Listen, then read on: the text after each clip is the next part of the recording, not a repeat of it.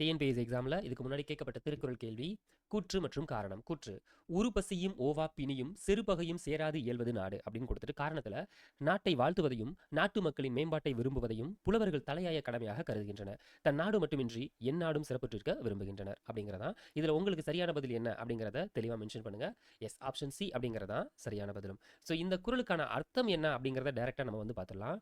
பசியும், சரிங்களா, பசி இருக்கக்கூடாது அந்த நாட்டில், பிணி நோய் இருக்கக்கூடாது அந்த நாட்டில், அது மட்டும் இல்லாமல் வேற நாட்டவர்கள் அவங்களுடைய தாக்குதலை இந்த நாட்டின் மீது நடத்தக்கூடாது அப்படின்னு சொல்லுவாங்க. அதாவது பகை இல்லாமல் இருக்கக்கூடிய நாடு, பகை இல்லாமல் இருக்கக்கூடிய நாடு. இந்த மூணும் கரெக்டாக இருந்துச்சு அப்படின்னா அதுதான் சிறந்த நாடு அப்படின்னு சொல்லுவாங்க. பசி அந்த நாட்டில் இருக்கக்கூடாது, நோய் இருக்கக்கூடாது, மற்ற நாட்டு கூட பகை வச்சு அவங்க போர் தொடுக்கக்கூடாது. அப்படி இருக்கிற மாதிரி நாடாக இருந்துச்சுன்னா அதுதான் சிறந்த நாடு அப்படின்னு மென்ஷன் பண்ணுவாங்க.